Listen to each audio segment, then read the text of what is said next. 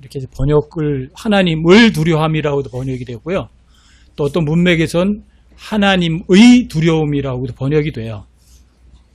The fear of God 그러면 하나님의 두려움, 하나님의 소유격으로 되면 하나님의 두려움이 되고요. fear가 이제 그게 목적격이 되면 하나님을 두려움이라고 이렇게 되는 거예요. 그래서 오늘 이제 여러분과 저의 삶에서 하나의 주제, 가장 중요한 주제를 꺼낸다면 어떤 주제가 될 수 있을까? 그 중에 많은 사람들이 동의하는 게 하나님을 두려워하는 것이에요. 그래서 이번 주하고 다음 주에는 하나님을 두려워함에 대해서 제가 이제 여러분과 함께 좀 나누려고 그래요. 이번 주에는 이제 하나님을 두려워함이 도대체 뭐야? 이런 거 하고요. 그다음에 다음 주에는 이제 뭐 하나님을 두려워함이 왜 필요한 거야? 하나님을 두려워했더니 뭐가 좋아? 막 이런 것들. 뭐 이거 하나님을 두려워하면서 다루려면 그 양이 굉장히 많아요. 근데 좀 이번 주하고 다음 주에만 핵심을 좀 추려서 하나님을 두려워하는 것에 대해서 좀 여러분과 함께 좀 나누려고 그러거든요. 하나님을 두려워한다는 그 말이 처음 나오는 곳이 여러분 창세기 20장 11절이에요. 거기 보면 이제 여러분들이 생각이라는 단어 배울 때 나왔던 거예요. 거기가 창세기 20장 11절에서 보면 아브라함이 이르되 그 까닭은 분명 이곳에는 하나님을 두려워함이 없으므로 그들이 나를 죽일까 내가 생각하였음이라. 그 생각이라는 단어 공부했을 때 여러분들이 창세기 20장 11절에서 나왔던 건데 그러니까 아브라함이 있던 그 아비멜렉이 있던 가나안 지방의 사람들은 거기에는 하나님을 두려워함이 없다. 그 사람도 하나님을 두려워하지 않는다. 이것도 되지만 또 거기에 그 지역, 그 장소에는 하나님의 두려움이 없다. 이렇게도 지역하면 되는 거예요. 그러니까 하나님을 두려움이 소유격으로 하면 하나님의 두려움이고요. 또 이걸 목적격으로 하면 하나님을 두려워하는 것이 되는 거예요. 이게. 근데 이제 이 하나님의 두려움이라고 그러면 하나님의 소유이죠. 그렇죠? 그러니까 여러분 믿음이라는 것이 하나님의 소유이고 하나님의 것인 것처럼 the fear of God 그러면 그 두려움이 하나님의 소유이기도 한 거예요. 하나님의 소유이기 때문에 사람들이 하나님을 두려워해야 하는 거죠. 근데 많은 사람들이 그래요. 왜 사람들이 구원 못 받죠? 복음을 못 들었으니까요. 뭐 이런 얘기들도 많이 해요. 근데 기본적으로 여러분들이 여러분 전도서 12장 13절 14절 한번 보세요. 전도서 12장 13절 14절 한번 보십시오.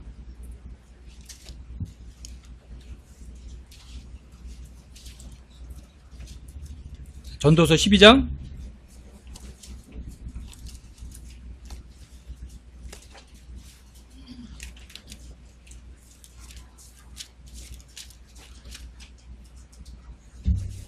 12장 13절 14절 정도는 여러분들이 뭐 거기 무슨 얘기 있는 거야 그냥 금방 아셔야 되는 구절이죠. 전도서 12장 13절 14절이요. 함께 한번 읽어보세요. 13절 14절 13, 14 함께 시작. 우리가 전체 일의 결론을 들을지니 하나님을 두려워하고 그분의 명령들을 지킬지어다. 이것이 사람의 온전한 의무이니라. 하나님께서 모든 은밀한 일과 더불어 선한 일이든 악한 일이든 모든 일을 심판하시리라. 그리고 13절에 보면 자 하나님을 두려워하고 그분의 명령을 지킬지어다. 이게 뭐라고요? 사람의 온전한 의무다 이렇게 되어 있죠. 그렇죠? 자 하나님을 두려워하고 그분의 명령을 지키는 거는요 사람에게 온전한 의무라고 써 있잖아요. 여기에서 이 사람은 문자 그대로 사람이에요. 구원받은 사람, 구원받지 못한 사람이 아니라 사람이라면 다예요. 사람이라면 다. 자, 그럼 기본적으로 여러분들이 하나님을 두려워하고 그분의 명령을 지키는 게 사람의 의무인데 어떤 사람이 구원을 받지 못했다면 그 사람이 뭘 못한 거예요? 의무를 실행하지 않은 거예요. 의무가 뭔데요? 하나님을 두려워하는 건데 하나님을 두려워하는 의무를 실행하지 않았잖아요. 그래서 그 사람 구원 못 받는 거예요. 그 사람의 머리가 나빠서 구원 못 받은 게 아니고요. 그 사람이 배우지 못해서 구원 못 받는 게 아니고요. 그 사람에게는요, 하나님을 두려워하는 게 없기 때문이에요. 많은 사람들이 이런 얘기를 해요. 고조선 시대 그 사람들은 왜 복음이 들어오기 전이었잖아요. 신라 시대 사람들은 복음이 들어오기 전이었잖아요. 고려 시대 사람들은 어떻게 구원받았죠? 이렇게 물어봐요. 여러분, 신라 시대 사람들은 복음을 못 들었나요? 여러분, 이 세상에 태어나는 사람 치고 하나님을 모르고 태어난 사람이 있나요? 있나요? 여러분, 요한복음 1장 9절 한번 읽어보세요. 요한복음 1장 9절 한번 읽어보세요.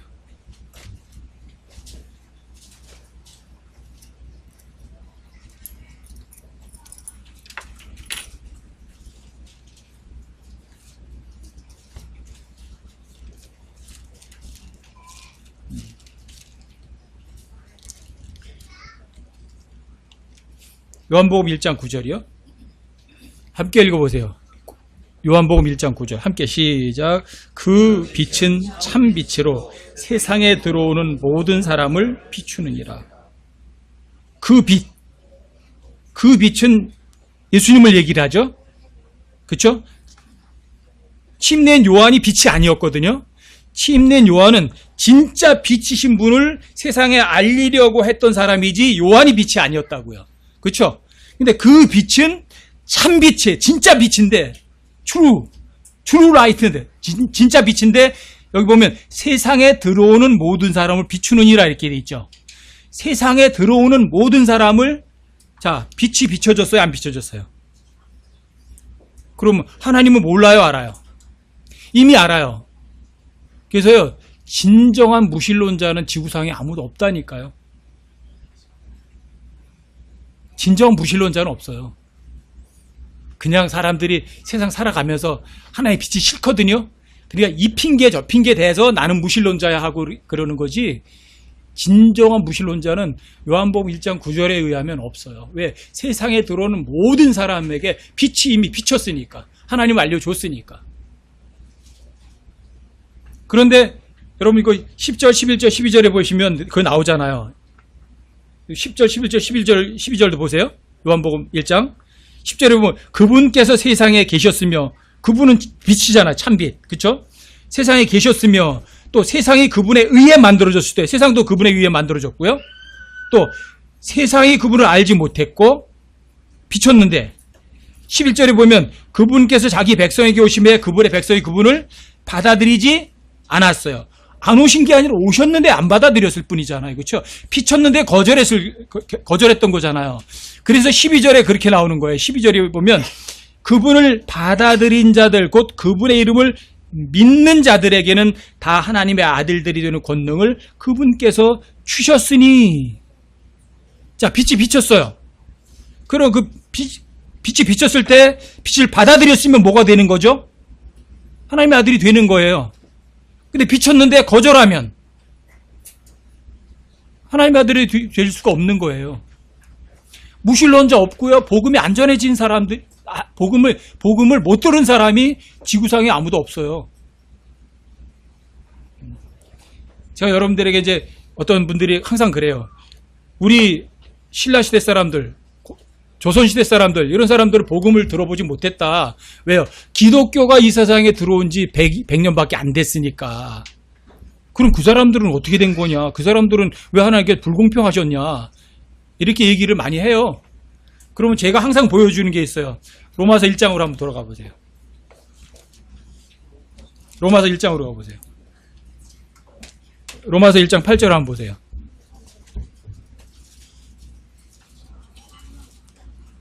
제가 그런 얘기 하시는 분들이 있으면 꼭 한 번씩 보여줘요. 그래야 성경 한 두세 구절을 보여줘요. 로마서 1장 8절. 자, 로마서 1장 8절 함께 한번 읽어보세요. 시작. 먼저 너희 모두로 인하여 예수 그리스도를 통해 나의 하나님께 감사하노니 이는 너희의 믿음이 온 세상에 두루 전하여졌기 때문이라. 여기 이는 너희의 믿음이 온 세상에 두루 전하여졌기 때문이라. 너희의 믿음이 누구죠? 로마 교회 성도들의 믿음이죠. 여러분 로마서가 언제 쓰여진 줄 아세요? AD 57년, 58년경에 쓰여졌거든요. 근데 그때 AD 57년에 너희의 믿음이 온 세상에 두루 전하여졌기 때문이라고 써 있어요. 그럼 이거 농담이에요?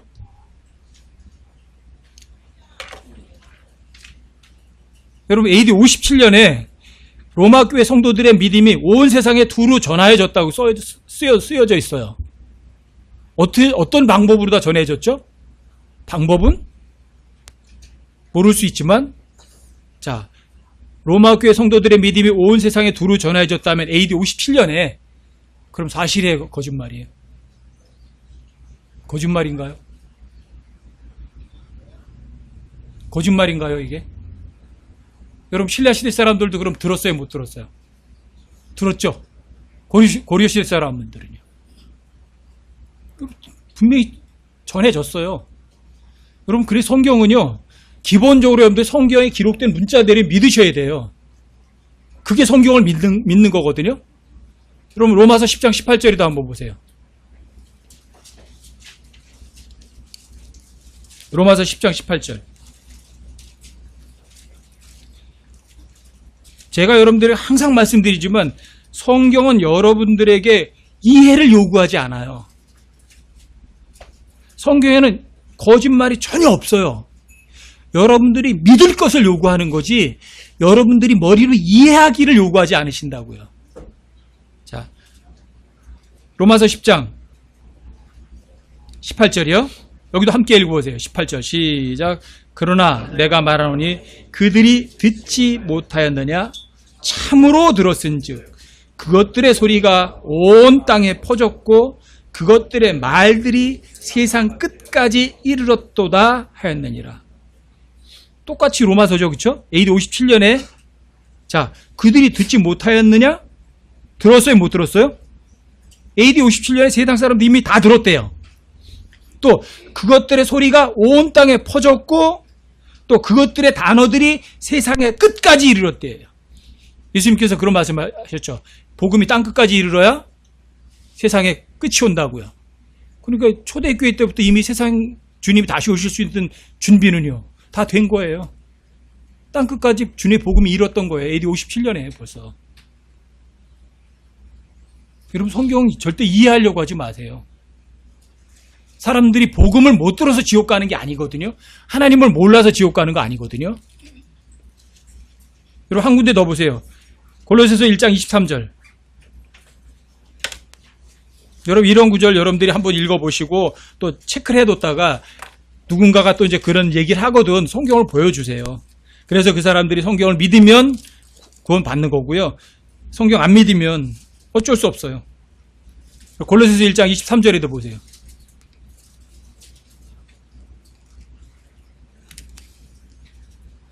골로새서는 AD 62년, 63년경에 쓰여진 책이에요. 골로새 1장 23절이요. 여기도 함께 한번 읽어보세요. 시작. 만일 너희가 믿음 안에 거하여 터를 다지고 정착해서 너희가 들은 복음의 소망에서 떠나지 아니하면 그리하시리라. 그 복음이 하늘 아래 있는 모든 창조물에게 선포되었으며 나 바울은 그 복음의 사역자가 되었노라. 여기 복음에 관한 얘기하잖아요. 그 복음이 하늘 아래 있는 모든 창조물에게 선포되었다 이렇게 말을 해요. 자, 이 편지 쓰여질 때가 언제라고요? AD 62년, 63년경에. 그러면 하늘 아래 있는 모든 창조물에 복음이 선포된 거 맞죠? 그러면 AD 62년에도 하늘 아래 있는 모든 창조물에게 복음이 선포됐는데 조선시대에는 복음이 선포되지 않았을까요? 어떠세요, 여러분?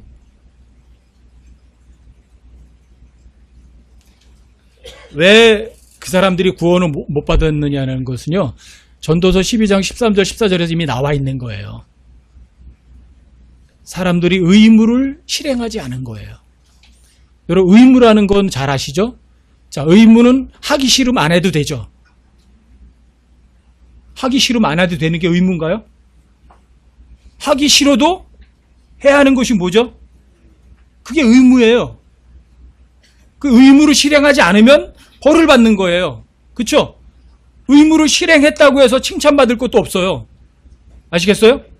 의무는 실행하지 않으면 벌이 있는 거예요.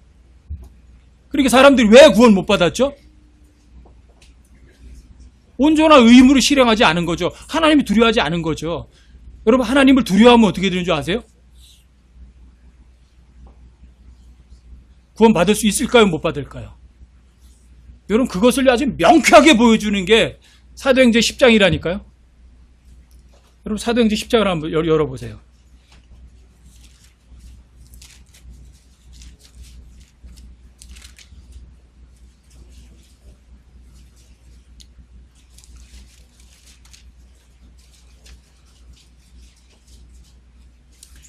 사도행전 10장을 보세요. 사도행전 10장 1절부터 좀 보십시다. 조금. 어떤 사람이 하나님을 정말 두려워하죠? 반드시 구원받아요. 그 사람이 하나님 두려워하지 않죠? 그 사람이 아무리 돈이 많고 그 사람이 무슨 학식이 많고 권력이 있어도요, 그 사람 구원 못 받아요. 그 사람이 배우지 못하고 가진 것이 없어도요, 하나님이 두려워하면 반드시 구원받아요. 그 사람의 어떤 외적 여건은 절대로 아니에요. 왜? 하나님께서는 그 사람의 중심을 보시거든요. 자, 사도행전 10장을 보세요. 자, 제가 좀 읽어드릴게요. 가이사랴에 고넬료라는 어떤 사람이 있었는데 그는 이탈리아 부대라는 부대의 백부장이더라. 조금 지위가 좀 높죠? 자, 2절이요. 그는 독실한 사람이요 자기의 온 집과 함께 하나님을 두려워한 사람으로 백성에게 구제물을 많이 주고 항상 하나님께 기도하더라. 구원받은 사람이에요? 그냥 사람이에요? 구원받은 사람이 아니에요. 근데 자기의 온 집과 함께 하나님을 두려워한 사람이라고 되어 있죠. 그렇죠? 성경에 보면 하나님을 두려워한 사람도 꽤 많아요. 그 중에 이제 아브라함 같은 사람이에요. 하나님을 두려워했죠. 이삭도 그렇죠. 요셉도 그렇죠. 이집트 그 히브리 사람들을 애를 죽이지 않은 산파들도 그랬죠. 그렇죠? 또 욥기에도 보면 욥도 하나님을 두려워한 사람이라고 그러죠. 그렇죠? 오바댜가 여러분 선지자들을 갖다가 50명, 100명을 갖다가 보호해주고 그런 사람도 있죠. 그 사람 보고 그는 하나님을 두려워했더라 이렇게 막 나와요. 제일 중요하게 하나님을 두려워하면 하나님께 쓰세요. 근데 여기 보면 고넬료는요, 하나님을 두려워하는 사람이라고 돼 있어요. 그렇죠? 하나님 두려워하는 사람이었더니 이제 3절부터 보세요. 낮에 9시쯤 되어 그가 환상 중에 하나님의 천사가 자기에게 들어와 자기에게 이르되 고넬료야 하는 것을 분명히 보매 그가 그를 바라보고 두려워하여 이르되 주여 무슨 일이니까 하니 그가 그에게 이르되 내 기도와 구제가 올라와 하나님 앞에 기록되었은즉 지금 사람들을 욥바로 보내어 베드로라는 시몬을 부르라. 여러분, 고넬료가 하나님을 두려워하니까, 자, 하나님을 두려워하니까 고넬료의 기도가 하나님 앞에 기억이 돼야 안 돼요. 구원 안 받은 사람들도요, 하나님을 두려워하면 그게 하나님을 다 알아들으세요. 그리고 하나님께서는 필요하면 어떻게 하면 하나님의 천사까지도 보내세요. 그렇죠? 천사를 보냈는데 그 사람이 천사를 눈으로 봐요, 못 봐요? 천사를 진짜 눈으로 보고요, 천사하고 대화를 해요. 그렇죠? 그리고 하나님께서 복음을 전해줄 사람을 미리 예비해 놓으세요, 안 해 놓으세요? 여러분, 사도행전 10장에 뭐 예비해 놓으시잖아요. 그 다음부터 그 밑에 쭉 보면 여러분 이제 6절부터 보세요. 그가 시몬이라 하는 무더장이와 함께, 5절도 보세요. 5절. 지금 사람들을 욥바로 보내 베드로라 하는 시몬을 부르라. 다 알려주잖아요. 그렇죠? 복음 전할 사람까지도 어떻게 부르라고. 어디에 있는지까지 다 알려줘요. 6절, 7절에 보세요. 그가 시몬이라 하는 무도장이와 함께 묵고 있는데 그의 집은 바닷가에 있느니라. 아주 정확하게 장소까지 알려줘요. 그렇죠? 내가 마땅히 해야 할 일을 그가 내게 말하여 주리라 하더라. 마땅히 할 일 알려줄 거라는 거죠. 왜? 고넬료가 하나님 두려워하니까. 7절이요. 고넬료에게 말하던 천사가 떠나매 그가 자기 집안의 종들 중에 둘과 또 계속해서 자기를 섬기던 자들 중에 독실한 군사 하나를 불러 이 모든 것을 그들에게 밝히 알리고 그들을 욥바로 보내니라. 이제 9절부터는 이제 하나님께서 베드로를 준비시키시는 거예요. 그렇죠? 예? 왜요? 고넬료는 이방인이에요, 유대인이에요? 고넬료는 이방인이잖아요. 근데 베드로는 유대인이에요, 이방인이에요? 자, 유대인이 이방인들하고 같이 같은 자리에 앉을 수 있어요, 없어요? 안 되죠? 그렇죠? 그러니까 누군가 보내서 저 이방인 집으로 오시래요. 그러면 베드로가 가요, 안 가요? 안 가죠. 그러니까 하나님께서 미리 베드로에게 준비시키시는 거예요. 베드로가 기도하고 있는데 하늘에서 보자기 쏙 내려왔어요. 근데 그 보자기에 보니까 온 곳 잡동사니가 다 들어가 있어. 그리고 말하는 거예요. 너 그거 잡아먹어라. 그 베드로가 뭐라 그래요? 나 잡아먹을 수 없습니다. 왜요? 나 정결치 않은 거 안 먹습니다. 나 유대인이거든요. 그쵸? 그때 하나님께서 깨끗하게 한 걸로 더럽다고 그러지 마. 그쵸? 그러고 났는데 밖에서 누가 불러요? 계세요? 여기 베드로라는 시몬이 계신가요? 그쵸? 그래서 베드로가 깨우쳤어요. 아, 그렇구나. 그래서 베드로가 이제 고넬료 집으로 향해서 가죠. 그쵸? 그래서 고넬료 집에 가서 복음을 전해야 안 전해요? 다 전해요. 그래서 고넬료와 그 집안 사람들이 다 구원받게 해요, 안 해요? 구원받게 하죠. 여러분, 그 10장 34절 35절을 보세요. 사도행전 10장 34절 35절 보세요. 함께 한번 읽어보세요. 시작. 이에 베드로가 입을 열어 말하되 내가 진실로 하나님은 사람들의 외모를 중시하지 아니하시고 모든 민족 중에서 자신을 두려워하며 의를 행하는 사람을 받아주시는 줄 깨달았도다. 보세요. 여기 모든 민족 중에서 누굴 두려워하며? 하나님을 두려워하며 자신을 두려워하며 의를 행하는 사람을 받아주세요, 안 받아주세요? 하나님을 두려워하지 않으니까 하나님께서 안 받아주시는 거죠. 아시겠어요? 여러분, 어떤 사람이 머리가 나빠서 구원 못 받는 거 아니에요. 그 사람에게 뭐가 문제예요? 하나님 두려움이 없는 거예요. 여러분, 로마서 3장으로 한번 가보세요.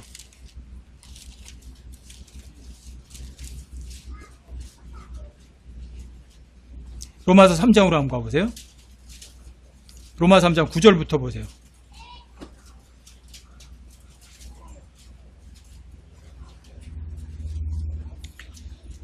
로마서 3장 9절부터 18절까지 한번 보세요. 로마서 3장 9절이요. 9절부터 18절까지 한번 보세요. 또 읽어드릴게요. 그러면 어떠하냐? 우리가 그들보다 나으냐? 결코 아니라. 우리는 앞에서 유대인들과 이방인들을 검증하여 그들이 다 죄 아래 있음을 입증하였느니라. 유대인도 이방인도 다 죄인이 아니에요. 입증이 이미 됐어요. 그렇죠? 그리고 그 설명을 하는 거예요. 어떻게 해서 입증이 되었는가? 그 사람들이 죄인이라는 것이 11절부터 18절까지가 그걸 상세하게 설명해 주는 거거든요. 이것은 기록된 바 의로운 자는 없나니 단 한 사람도 없으며 깨닫는 자도 없고 하나님 찾는 자도 없으며 그들이 다 길에서 벗어나 함께 무익하게 되고 선을 행하는 자가 없나니 단 한 사람도 없도다. 입증이 됐어요. 그렇죠? 13절 그들의 목구멍은 열린 돌 무덤이라 그들이 자기 혀로 속임수를 쓰나니 그들의 입술 밑에는 독사의 독이 있고 그들의 입은 저주와 쓴 것으로 가득하며 그들의 발은 피 흘리는데 빠름으로 파멸과 고통이 그들의 길에 있어 그들이 화평의 길을 알지 못하였고 그들의 눈앞에는 하나님을 두려움이 없느니라 함과 같으니라. 여러분 11, 12, 13, 15, 17까지 쭉 이야기를 하는데 자 그들의 목구멍이 열린 돌무덤이에요. 독사의 독이 입에 있어요. 그들의 발은 피 흘리는데 빨라요. 그 근본 원인이 뭔지 아세요? 여러분 18절에 그들의 눈앞에 자 어떤 사람? 목구멍이 열린 돌무덤인 사람, 혀로 속임을 쓰는 사람, 발을 피하는데 빠른 사람, 입에는 저주와 독이 있는 사람들, 이러한 사람들 앞에는 뭐가 없다고요? 공통점이에요, 이게. 이런 죄, 저런 죄, 저런 죄, 이런 죄, 모든 온갖 종류의 죄들이 있지만 그 죄들을 짓는 모든 사람들에게 공통점이 딱 하나예요. 뭐예요? 하나님을 두려움이 없는 거예요. 하나님을 두려움이 없는 거예요. 하나님을 두려움이란 모든 사람의 의무거든요.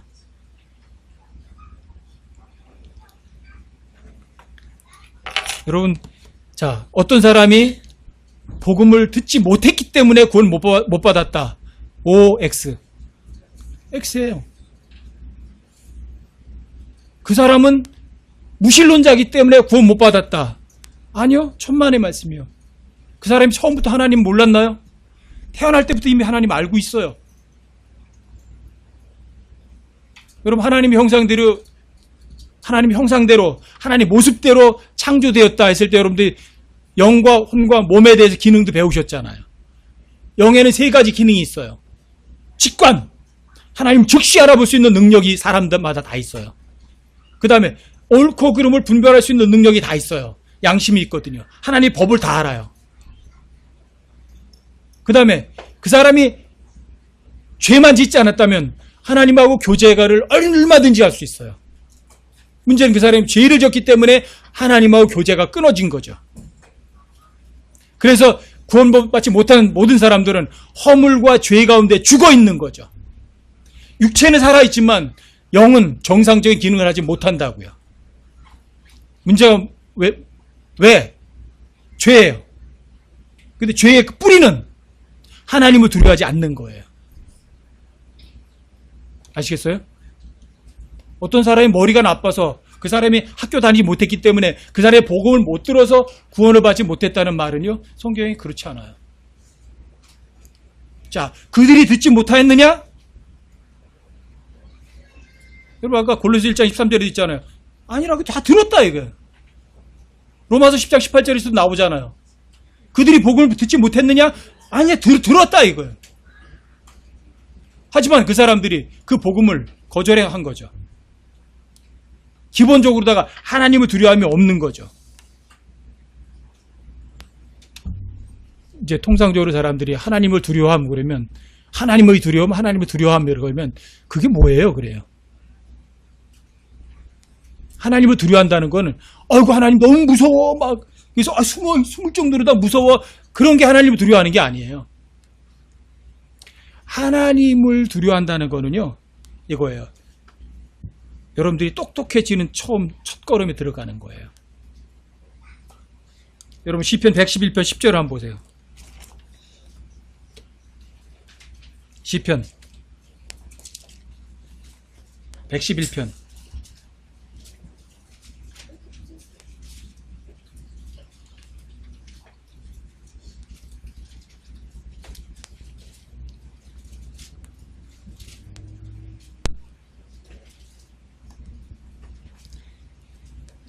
시편 111편이요 10절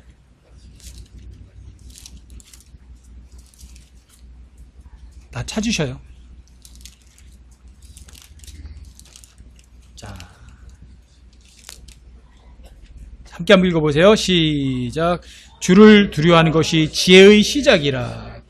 그분의 명령들을 행하는 모든 자에게는 좋은 명철이 있나니 그분을 찬양함은 영원토록 지속되는도다. 자, 주를 두려워하는 것은 뭐예요? 여러분들이 지혜롭게 되어 있는 첫 출발점이에요. 여러분들이 하나님을 두려워하지 않으면 뭐가 없는 거예요? 지혜가 없는 거예요. 여러분 잠언 1장 7절, 잠언 9장 10절, 욥기 28장 28절 다 똑같이 나오잖아요. 여러분 잠언 1장 7절도 한번 읽어보세요.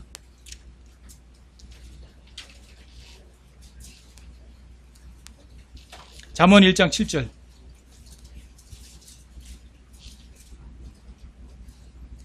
잠언 1장 7절이요. 함께 한번 읽으세요. 시작. 주를 두려워하는 것이 지식의 시작이거늘 어리석은 자들은 지혜와 훈계를 멸시하느니라. 자, 주를 두려워한다는 건 이거예요. 여러분들 지혜롭게 되기 시작하신다면, 정말 지혜를 여러분 추구하신다면, 여러분 똑똑해지길 원하신다면 하나님을 두려워하는 거예요. 거기에서 출발이에요. 하나님을 두려워하지 않으면 여러분도 바보예요.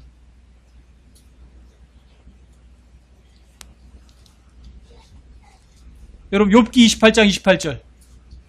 욥기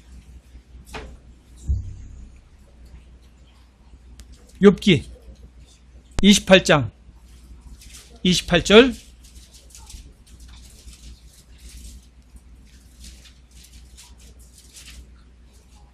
욥기 28장 28절이요. 여기도 함께 읽으세요. 28장 28절 시작. 또 사람에게 이르시기를 보라, 주를 두려워하는 것이 곧 지혜요, 악에서 떠나는 것이 명철이니라 하셨느니라. 주를 두려워하는 게 뭐라고요? 그게 지혜로운 거예요. 여러분, 하나님을 두려워하는 것이 가장 지혜로운 거예요. 여러분, 하나님을 두려워한다, 바로 이거예요. 지혜 그 자체예요. 하나님을 두려워하지 않으면 그 사람은 지혜는 없는 거예요. 바보 멍청하게 되는 거예요. 또 하나 이제 여러분들이 이 주를 두려워하는 거는요, 잠언 8장 13절이에요. 잠언 8장 13절도 한번 읽어보세요. 잠언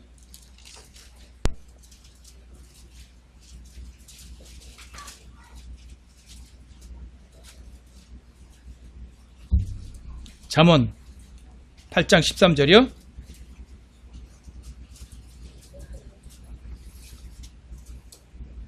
잠언 8장 13절이요. 자, 함께 읽으세요. 시작. 주를 두려워하는 것은 악을 미워하는 것이니라.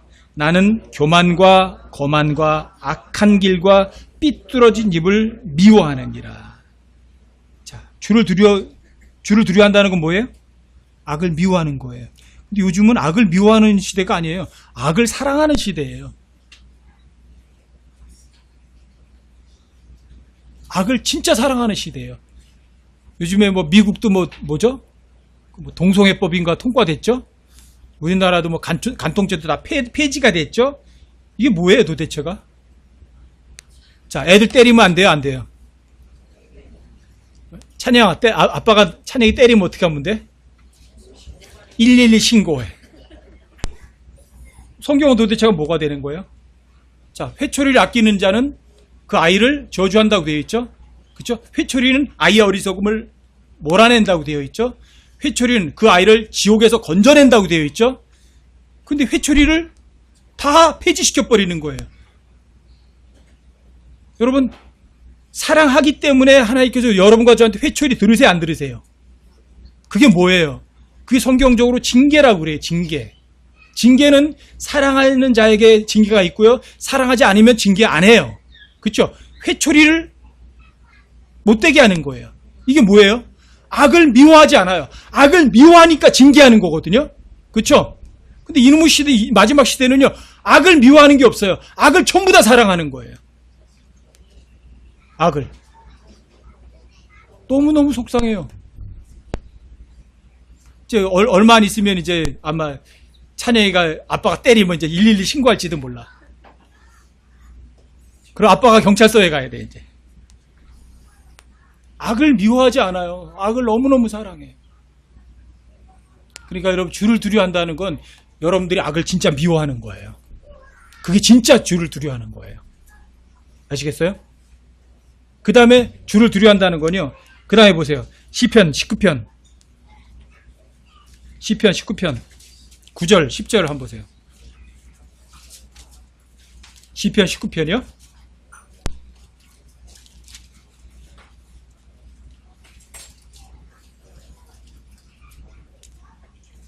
시편 19편 9절 10절. 자, 9절 10절이요. 함께 한번 읽으세요. 9절 10절 시작. 주의 두려움은 깨끗하여 영원토록 지속되고 주의 판단들은 진실하고 전적으로 이로우니 그것들은 금보다, 참으로 많은 정금보다 더 사모해야 할 것들이며 또 꿀과 벌집보다 더 달도다. 여러분, 주의 두려움은 이렇게 돼 있죠? 여러분, 주의 두려움, the fear of the Lord, 주의 두려움은 is clean, 깨끗하대요. 주의 두려움은 깨끗하기 때문에 여러분 죄 안 짓는 거예요. 주의 두려움은 깨끗하기 때문에 그 사람이 지혜로울 수 있는 거예요. 주를 두려워하는 것, 여러분 입장에서는 여러분 입장에서는 주를 두려워하는 거죠. 주를 두려워하는 건 여러분과 제가 깨끗해지는 거예요. 주를 두려워하지 않으면 여러분과 제가 더러워져요. 주를 잠깐 두려워하지 않아서 더러워졌던 사람이 있어요. 그 사람이 다윗이에요. 다윗. 잠깐 주를 두려워하지 않은 바람에 우리아를 죽이고 그의 아내까지도 뺏어버리는 그 짓을 해요. 왜요? 주를 두려워하면 깨끗한데 주를 두려워하지 않으니까 더러워져 버리잖아요. 여러분, 더러워진 게 또 문제는 아니에요. 더러워졌을 때 어떻게 해야 돼요? 하나님이 깨끗한 것처럼 깨끗하게 순복해야죠. 그쵸? 이게 다윗의 아주 유별난 특색이에요. 아주 드문 사람이에요. 죄 짓는 게 문제가 아니라 하나님 앞에 깨끗하게 인정하는 게 문제라니까요. 그렇게 못하는 게 문제라고요. 제가 항상 그렇게 말씀드려요. 여러분들이 죄를 짓는 게 문제가 아니라 뭐가 문제예요? 회개하지 않는 게 문제예요. 회개란 즉시 인정하는 거죠. 하나님 앞에 빠를수록 좋은 거예요. 근데 그 사람이 바로 다윗이에요. 아주 드문 사람이에요. 크든 작든 여러분과 저는요, 죄를 지어야 안 져요. 하나님 앞에 큰 죄가 있고 작은 죄가 있어요? 하나님 앞에는 작은 죄나 큰 죄가 없어요. 그냥 죄일 뿐이에요.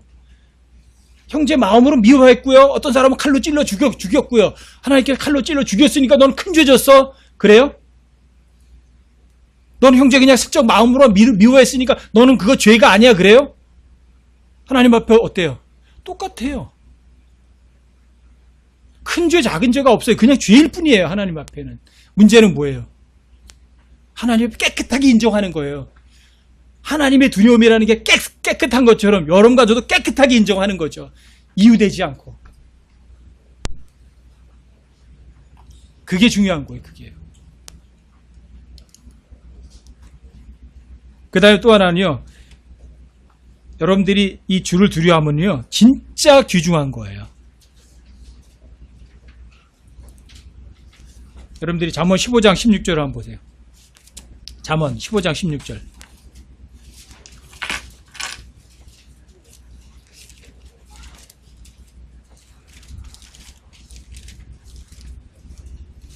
(15장 16절이요)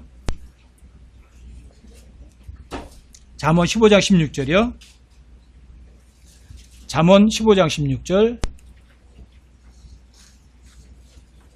함께 한번 읽어보세요. 시작.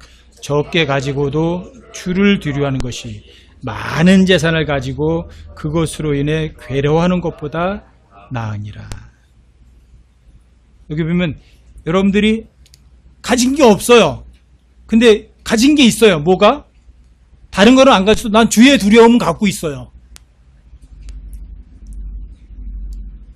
여러분들이 돈은 없어요. 별로. 근데 주의 두려움은 갖고 있어요. 그게 더 나아요? 아니면 돈 많고 주의 두려움이라는 거 없는 게 더 나아요? 어떤 게 더 낫대요? 여기 그의 걸 얘기하는 거예요. 여러분들이 뭘 갖고 계세요? 여러분, 그래서 시편 이사야서 33장 6절을 보시면, 이사야서 33장 6절이요. 여러분 그 써드린 거 제일 첫 페이지 제일 마지막에 나와 있죠. 이사야 33장 6절. 이사야 33장 6절이요. 이것도 한번 읽어보세요. 시작. 지혜와 지식이 내 시대의 확고함이 되고 구원의 힘이 되리라. 주를 두려워함이 그의 보배이니라. 자, 주를 두려워하는 게 뭐라고요? 보배다. 여러분 진짜 재산이에요. 돈 많은 것보다도요, 권력 있는 것보다도 여러분들이 누구에게 아우 대단히 훌륭하세요 소리 칭찬 듣는 것보다도 진짜 재산은 뭐예요? 주를 두려워하는 거예요. 이게 진짜 부자예요. 미국에 이제 그 러커마 형제 친구 중에 15년 동안 고속도로 순찰대원을 했던 사람이 있어요. 15년 동안 고속도로 순찰을 했는데 고속도로 순찰을 하면서 자살하는 사람들을 너무 많이 본 거예요. 자살하는 사람들을. 고속도로에 차가 세워져 있어요. 그런데 그 안에 사람이 죽어 있는 거예요. 여러분, 우리나라도 꽤 많잖아요. 뭐 차에다가 뭐 연탄가스 피워놓고 죽는 사람들 일 있잖아요. 근데 15년 동안 고속도로 순찰하면서 차 안에서 스스로 자살한 사람들을 엄청나게 많이 봤대요. 근데 그 차의 종류가 다 캐딜락, 링컨, 컨티넨탈, 벤츠, BMW 대형 이런 차라는 거예요. 그 사람들 보세요. 그 좋은 차를 타고 다니는 사람들이 그 차 안에서 죽었거든요. 자살했어요. 돈 없어서요? 돈이 없어서? 그 사람들에게 진짜 보배가 없었던 거예요. 여러분, 정모원이가 옛날에 자살해 죽었죠? 그쵸? 돈이 없어서 죽었어요? 지위가 없어서 죽었나요? 여러분, 유명한 그 뭐 탤런트도 하나 있었죠? 최진실이도 죽었죠? 왜 자살했죠? 왜요? 돈이 없어서요? 사람들에게 유명하지 않아서요? 뭐가 없어요? 진짜 보배가 없었던 거예요. 진짜 보배가 뭔데요? 하나님 두려워하는 거예요. 여러분과 저에게 딱 하나만 뺏어가지 마세요. 그런다면 저는 하나님을 두려워하는 것이 싫을 거예요. 이건 엄청난 보배예요. 어마어마한 보배예요. 왜요? 여러분들이 하나님을 두려워하지 않죠? 여러분들 바보가 멍청하게 된 거예요. 여러분들이 악을 사랑하죠? 악을 미워하지 않죠? 여러분들은 하나님 두려움이 없는 거예요. 여러분 하나님 두려워하지 않으면 여러분 똑똑하지 않은 거예요. 바보 멍청한 거예요. 여러분들 하나님을 두려워하지 않으면 여러분들은 깨끗한 삶을 사는 게 아니에요. 하나님 두려워하지 않으면 여러분들이 아무리 선한 척해도 여러분들과 저의 삶은요 완전 쓰레기예요. 여러분들이 하나님을 두려워하지 않으면 아무리 재산이 많아도 여러분들은요 가난뱅이에요. 하나 더 보세요, 여러분. 잠언 14장 27절.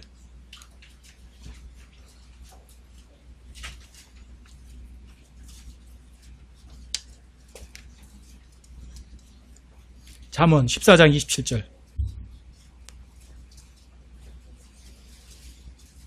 잠언 14장 27절이요. 자, 함께 한번 읽어보세요. 시작. 주를 두려워하는 것은 생명샘이라. 사망의 올무들에서 벗어나게 하느니라. 자, 주를 두려워하는 게 뭐라고요? Fountain of Life, 생명의 샘, 생명의 원천, 삶의 원천 이거예요. 여러분들이 제대로 된 삶을 사는 그 뿌리가 뭐예요? 하나님을 두려워하는 거예요. 하나님을 두려워하면 여러분 제대로 된 삶을 사는 거예요. 하나님을 두려워할 줄 모르면 여러분들이 아무리 돈이 있고 권력이 있고 뭐 기가 막히게 멋들어지게 사람들 칭찬드리며 살아도 그 사람의 삶의 원천은 이미 다 틀린 거예요. 하나님을 두려워함이란 이런 것들이에요. 하나님을 두려워한다는 것은 지혜로운 것의 시작이고요. 지혜의 원천이고요. 지혜 그 자체이기도 하고요. 여러분들 하나님을 두려워한다는 것은요. 악을 사랑하는 게 아니에요. 진짜 미워하는 거라고요. 여러분들이 하나님을 두려워한다는 건요. 더러운 게 아니라고 깨끗한 거라고요. 하나님을 두려워한다는 건요. 여러분들이 진짜 재산을 가진 거라고요. 진짜 보배가 가진 거라고요. 어떤 것도 탐내지 않는다고요. 하나님을 두려워한 사람은요. 모든 것을 다 두려워합니다. 근데 하나님을 두려워하지 않는 사람은요. 하나님을 두려워하지 않는 사람은요. 지구상에 있는 모든 게 다 두려워요. 근데 하나님을 두려워하는 사람은요. 하나님 빼고 모든 거 다는요. 두려워하는 거 아무것도 없어요. 그래서 성경에는 두려워하지 말라 했다가요. 어떤 데 두려워하라 이렇게 말해요. 여러분 두려워하라 그럴 때는 뭔지 아세요? 건강한 두려움이에요. 두려워하지 말라. 쓸데없는 두려움이에요. 두려움도 두 가지가 있다고요. 여러분. 건강한 두려움이 있고 쓰잘데기 없는 두려움이 있다고요. 근데 사람들이 진짜 두려워할 건 두려워하지 않아요. 그리고 두려워하지 않아야 될 것만 두려워해요. 사람들이 요즘 세상 사람이 제일 두려워하는 거 뭘 두려워해요? 돈 없을까봐. 돈 없으면 어떻게 살지? 관리비도 못 내고 먹고도 못 살고 나 굶어 죽을 텐데 그래서 돈이 없으면 어떡하나. 그 제일 두려워하는 거예요. 그리고 직장 떨어지면 어떻게 하지? 암에 걸리면 어떻게 하지? 사고 나면 어떻게 하지? 그쵸? 가난해지면 어떻게 하지? 아니 온통 두려움 투성이에요. 온통 다. 근데 여러분들이 진짜 하나님을 두려워하는 걸 갖고 있죠? 그런 거 두려워할 이유가 있어요? 없어요? 사람들은요. 하나님 외에 모든 것을 두려워하니까 사람들이 하는 짓이 뭔지 아세요? 보험 들으면 되지 뭐. 그쵸? 예? 연금보험 들으면 되지 뭐. 이렇게 하는 거예요 사람들이. 그런데 여러분 연금보험 들었던 그 은행이 파산하면 어떻게 되는 줄 아세요? 은행이 파산하면 끝이에요. 그리고 그것도 믿을 건 못 돼요. 저는 이제 주를 두려움에 대해서 공부한 다음에 안 게 이거예요. 내가 돈을 가지고 들을 수 있는 건 아무것도 없구나. 그렇다면 어디다가 보험 들을까? 주님께 보험 들자. 여러분 그래서 저는요. 킹제임성을 알기 전에 자동차 보험을요. 책임보험밖에 안 들었었어요. 무슨 생각한 줄 아세요? 내가 종합보험 들을 돈이 있으면 그거 주님 위해서 쓰자. 그리고 자동차 보험은 책임보험만 들으면 되지. 그랬던 거예요. 그래서 진짜 그랬는데 그게 이제 92년 12월 달에 제가 이제 94년도에 킹제임성을 알았으니까요. 그때 이제 제가 채석장 할 때거든요. 포천에서. 이제 채송업 조합이 있어요. 포천에. 거기 나오면은 이제 유기윤 상무라고 그 양반이랑 이제 여러 가지 이야기 하는데 그분이 뭐 자동차 보험을 갱신하고 있어요. 근데 제가 그때 그랬어요. 유상무님 그렇게 겁이 나요? 난 책임보험밖에 안 들고 사는데 뭐가 겁이 나냐고 그랬더니 그 옆에 보험사 직원이 와 있다가 저한테 약을 올리고 놀리는 거예요. 돈 몇 푼 아깝다고 그거 돈 아끼려고 그 보험도 못 드냐 그렇게 뭐 째째하냐 막 이런 식으로다가 하는 바람에 제가 어때요? 괜히 좀 그렇잖아요. 내가 뭐 돈이 없어서 그거 못 드는 것도 아닌데 막 그냥 괜히 무시하니까 그다음에 그 유상무도 저한테 자꾸만 그러는 거예요. 그 돈 몇 푼 아끼려고 그거 뭐 종합보험 안 들어? 막 그러시는 거예요. 그래서 그 비웃음 때문에 제가 종합보험을 들었잖아요. 거기서. 근데 종합보험 들고 나서요. 한 달 반 정도밖에 안 됐는데 그때 제가 사고가 난 거예요. 진짜 대형 사고가 나가지고 차가 폐차가 되고 제가 이제 막 척추가 다 막 왕창 나가고 막 목뼈가 막 그때 부러질 뻔했거든요. 여러분 멀지도 않아요. 저 신북가는 위쪽 저쪽에서 그때 93년 2월 13일이에요. 그때가 토요일이었거든요. 토요일 날. 그때 제가 8시에 토요일 날 오후 8시에 청년회 모임을 갔는데 제가 서울에서 늦게 출발했어요. 7시 반쯤 출발하는 바람에 8시까지 도착하기엔 이미 틀렸잖아요. 근데 축석고개까지 막 올 때 보니까 진눈깨비가 내려요. 축석고개 넘으니까 여기 막 눈이 좀 내리는 거예요. 저녁이 돼요. 93년 2월이니까 2월 때 굉장히 춥잖아요. 그런데 저는 빨리 갈 생각밖에 안 들을 거예요. 빨리. 8시까지 도착해야 되니까. 근데 벌써 8시가 다 됐어요. 그래가지고 그때 이제 미리 전화를 해가지고 내가 한 8시 반이나 돼야 도착할 것 같으니까 너희들 그동안에 미리 뭐 찬양하면서 이렇게 준비하고 있어라. 그때 영인가? 누구한테 이렇게 전화를 해놓고 100km 달리는 거예요. 그때 코란도 찝차 타고 다녔거든요. 근데 송울이 막 지나오는데 차들이 별로 안 다녀요. 출퇴근 시간인데 야 신났다. 나 빨리 가라고 차들이 안 다니는구나. 왜 그런 줄 아세요? 눈이 오니까 길이 미끄러우니까 차들이 다녀 안 다녀요. 안 나오는 거죠.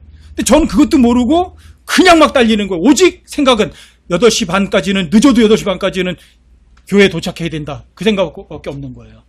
이렇게 막 달리는 거예요. 그래서 여기를 통과해가지고 저 이제 만세교 쪽으로다가 내달리는데, 와, 도로에 차가 한 대도 없는 거예요. 근데 시간은 지나갈수록 어때? 빙판이 돼야 안 돼요. 도로는 빙판이 돼 가는 거죠. 그래서 이제 여러분 이쪽으로 돌아가다 보면 세토교회 좀 가기 전에 보면 거기 신호가 하나 있죠. 거기 가기 전에 딱 돌아서니까 그 신호가 빨간 신호인 거예요. 다녀봤으니까 알죠. 내가 여기 돌아올 때 빨간 신호 봤으면 내가 지나갈 때는 뭐가 되죠? 거기 앞에 갔을 때는 파란 신호로 바뀌는 거 뻔히 알잖아요. 그러니까 속력을 줄여 안 줄여요. 그 커브예요, 거기가. 거기 커브거든요. 신호 지나자마자 커브거든요. 그리고 지금은 거기 주유소가 있는데, 아니, 그 제재소가 있는데, 제재소가 있기 전에는 거기가 한 5m짜리 이렇게 깊이 파여져 있는 곳이에요. 거기가. 지금 제재소가 있어요. 뭐 태성 제재소인가? 거기가 메꿔가지고 제재소를 만들었는데, 커브거든요. 거기서 빨간 실로 보면서 저는 어떻게 가속력을 붙인 거예요. 그리고 차 한 대가 2차선에 서 있어요. 1차선은 비어 있어요.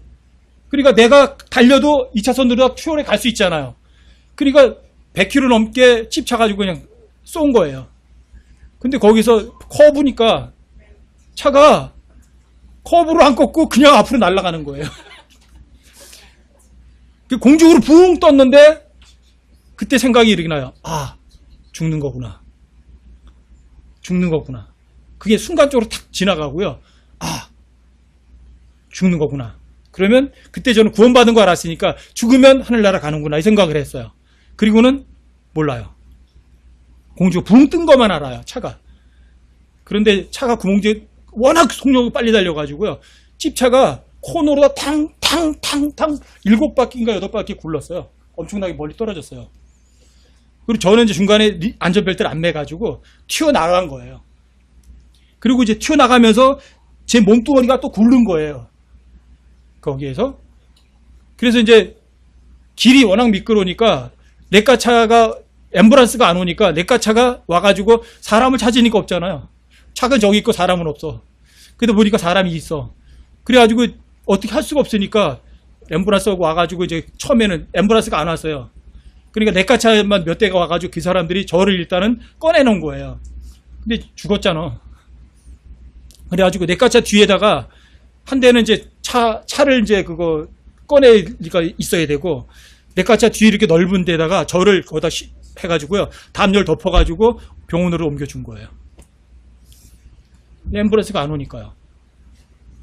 그래가지고 이제 목뼈가 이렇게 좀 부러지고요. 척추 쪽에 이제 나가고요. 그래가지고 의사가 이렇게 보면서 이제 전신마비 될 수 있을 확률이 크다고 이제 그랬었거든요. 그런데 그리고 이제 포천에서 했다가 이제 의정부로 나간 거예요. 의정부로 나가서 다시 이제 2차 거기서도 검진하니까 마찬가지예요. 전신마비 될 수 있는 확률이 굉장히 높대요. 근데 그 전신마비 될 수 있는 확률이 높다고 그 말을 들었을 때 머릿속에 떠오르는 생각이 제일 먼저 떠올랐던 생각이 송명이라는 여자였어요. 여러분 아세요? 송명이? 뇌성마비 환자. 제가 그 송명이의 그 시집을 제가 굉장히 좋아해서 그 시집을 많이 읽었어요. 근데 그거 읽을 때마다 가슴이 좀 그런 거예요.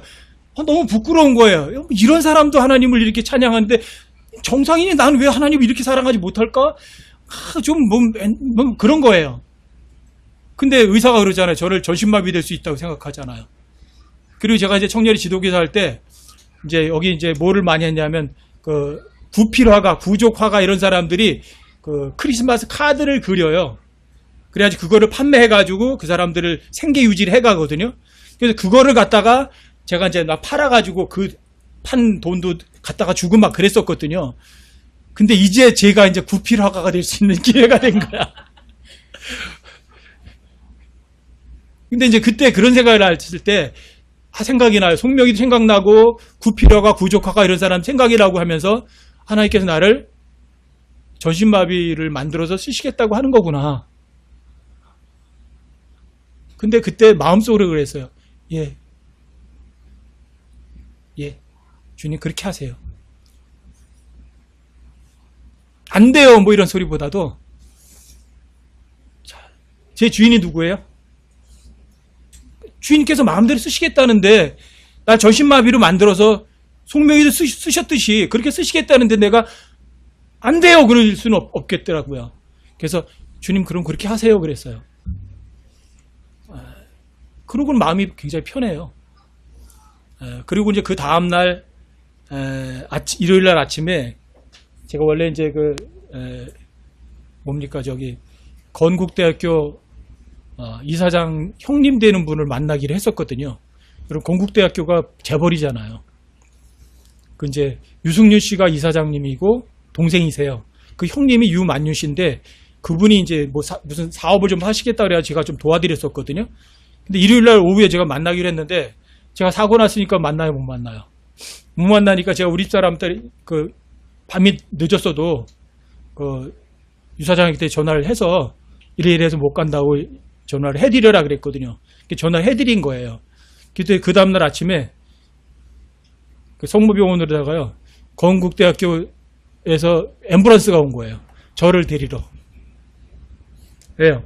저하고 이렇게 친하시니까 그분이 건대병원에 와서 치료해라 그래가지고 앰뷸런스를 보낸 거예요. 그래서 이제 성모병원에서 그쪽으로 이제 이송이 된 거예요. 건대병원으로 이송을 해서 갔어요. 그랬더니 이제 정형외과 과장이 옛날에 CT 촬영하고 그러잖아요. 촬영하고 아주 결과 가지고 올라왔어요. 근데 똑같은 얘기를 하는 거예요. 전신마비 될 수 있는 확률이 굉장히 크고요. 아니면 하반신 마비 될 수도 있습니다. 척추와 이런 데가 많이 상했으니까. 근데 굉장히 그때도 마음이 편했어요. 하나님께서 하신 데 마음대로 쓰세요. 여러분 놀라워요.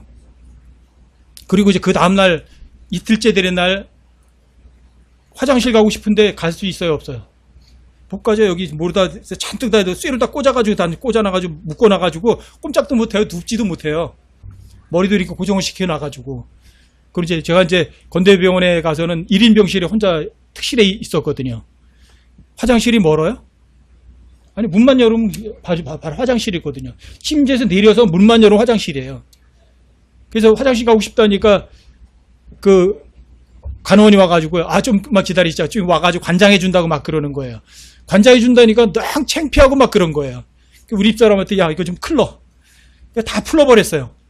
그리고 이제 내렸으면 화장실이잖아요. 그래 화장실에 가서 볼일 보고 나니까 너무 개운하고 편한 거예요. 걸을 수가 있더라고요. 혼자 걸어서 밖에 나간 거예요. 그래서 공중전화에 가가지고 거기 방 안에도 전화 있거든요. 공중전화에서 이제 전화를 한 거예요. 친구들한테. 야, 임마, 내가 사고 나서 이렇게 입원했는데 면회도 한 놈도 안 오냐? 막 그래서 이쪽 저쪽 막 전화를 다 하는 거예요. 면회 오라고. 그리고 이제 들어왔더니 간호사가 막 난리죠. 막 다시 묶어놓고 이래요. 그럼 다시 묶어놓아 그 다음날 되면 또 풀러버리고 또 돌아가 다니고 막 이랬거든요. 그리고 의사한테 아주 혼났어요. 굉장히 혼났어요. 아주 그렇게 하면 안 된다고. 그러니까 통증이 없어서 그런다 그랬더니 고개 움직이면 안 된대요. 근데 진짜 통증이 없어요. 그래서 하여튼 결론적으로다가는 사고 나고 일주일째 되는 날 다시 CT 촬영을 하고 검사를 한 거예요. 근데 놀라워요, 여러분. 일주일 만에 그 CT에 척추의 이상이 한 군데도 없어요. 근데 그 전에는요. 건대병원에서만 검사한 게 아니거든요. 의정부에서도 검사했잖아요. 건대병원에서 2군데서 검사했는데 척추 이상이 있었잖아요. 근데 어떻게 일주일도 안 되는 사이에 척추 3군데 이상이 하나도 없게 나타났죠? 어떻게 나타날 수 있죠? 저 하나님께 고쳐달라는 소리 안 했어요. 한 번도. 그런데 괜찮은 거예요. 다만 갈비뼈 4개가 부러져가지고 그 다음에 이쪽에 이런데 지금 살이 많이 떨어져 있어요. 이제 흉터가 많아요. 근데 그것만 아파요. 갈비뼈 4개가 부러졌어요. 어디 있어요? 왼쪽 가슴 위에서. 왼쪽 가슴이면 뭐죠? 심장 위에서 갈비뼈 4개가 부러졌으면 갈비뼈 4개가 부러질 정도의 충격을 여기 받았다는 얘기거든요. 그런데 안 죽었어요. 그럼 이것도 좀 이상한 거죠. 그렇죠? 그래서 결론적으로는요. 사고 나고 12일째 되는 날 아침에 제 발로 걸어서 나왔어요. 의사가 더 입원하라고 있으라 그랬는데 병원에 있기 싫어요. 그리고 사고 난 지 14일째 되는 날 다시 코른다 찝차 가져오라고 그래가지고요. 팔을 이렇게 하고요. 왼손으로다가 운전하고 발로다가 툭툭 쳐서 기아 넣어가면서 14일째 되는 날부터 운전하고 돌아다녔어요. 여러분, 이게 기적이에요. 근데 그때 기억나는 건 이거예요. 하나님을 두려워하는 것이 있었구나. 나중에 하나님을 두려움에 대해서 그때 공부도 못했었어요. 근데 나중에 알았어요. 그때 왜 하나님께서 그렇게 내가 죽을 수도 있고 전신마비 될 수도 있고 하반신 마비가 될 수도 있었는데 왜 하나님께서 그렇게 하지 않으셨는가. 하나님 있었어요. 하나님을 두려워하는 게 있었던 거거든요. 그거 하나로 인해서 진짜 기적 같은 일을 일으켰던 거예요. 저를 진료했던 건대병원의 정형외과 과장도 그래요. 이거는 나도 어떻게든 설명할 수가 없대요. 여러분, 의사들이 어떤 사람이 병이 뚫렸다가 그 사람이 낫잖아요. 기적적으로 낫잖아요. 그러면 꼭 쓰는 단어가 있어요. 영어로다가 GOK라고 크게 써놔요.